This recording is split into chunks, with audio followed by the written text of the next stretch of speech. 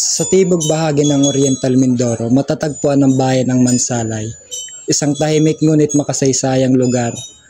Matatagpuan dito ang isang lumang bahay at panaderia kung saan nakatayo ito sa loob ng 75 taon na saksi sa pagbabago ng henerasyon at pagdaan ng panahon. Anong taon po itinayo yung bahay? Tingin ko ay ito ay tinayo ang bahay namin ay nagsimula 1950s. 1950s po. Sino po ang unang nakatira dito sa bahay na ito? Ay ang magulang namin, si tatay namin Eusebio Albay Generoso Sr. at Cleopas Castillo Generoso. So ito pong bakery na ito na nasa likod po natin, ito po ba ay kasabay po nitong bahay? Halos sabay sila. Pero nauna yung itayo yung bahay namin, tapos yung bakery.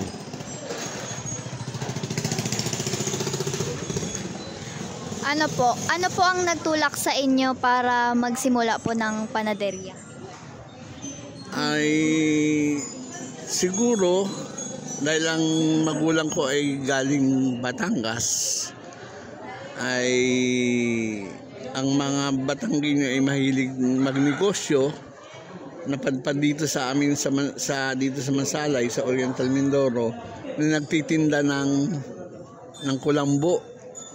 Yun muna ang una niyang naging hanap buhay, nagtitinda ng mga kulambo, mga kumot, pinapalit ng kung ano-ano. Tapos kahit lupa, napayag yung mga matatandang mga tao dito noon. So nakapundar ang magulang ko ng kunting pera, puhunan, nakapagtayo ng bakery ng ito na Aling Pasing Bakery ngayon. May mga alaala po ba kayo na nangyari dito po sa bahay?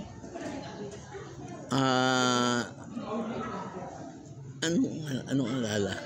Kung ano po yung alaala po ninyo nangyari simula po ng simula? Ay, siyempre, dahil itong aming bahay nga na ito ay isa sa mga pinakaluma at pinakamatandang bahay dito sa bayan ng Mansalay, ay pinagmamalaki namin bilang kami mga anak ng aming mga magulang. Kaya ito ay aming pinapangalagaan at binibigyan ng halaga.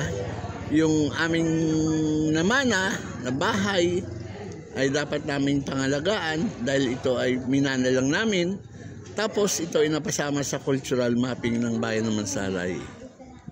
So paano po napanatiling bukas at matagumpay ang bakery at kagandahan ng bahay sa loob po ng maraming taon? Siguro ang isang naging dahilan kung bakit naging matagumpay yung bakery namin dahil tuloy-tuloy yung aming production ng tinapay na hindi kami nagbabawas ng mga ingredients.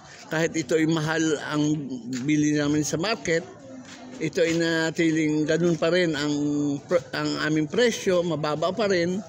Nililiitan nga lang, no, ang tinapay, pero hindi kami nagbabago ng ingredients, tapos hindi rin kami nagbabago ng presyo.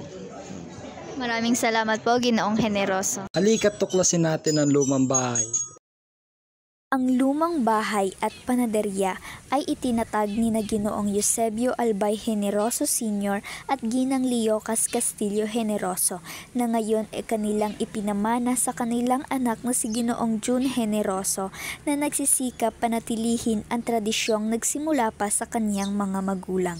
Sa ilalim ng kanyang pangangalaga, nananatiling bukas ang panaderya hindi lamang bilang negosyo kundi bilang bahagi ng pagkakakilanlan ng Mansalay, isang tahanang nagdurugtong sa nakaraan at sa kasalukuyan. Sa bawat kagat ng tinapay at bawat kwentong dumaraan sa lumang tahanang ito, muling nabubuo ang alaala ng 75 taon ng pag-asa, pagkakaisa at pamilya.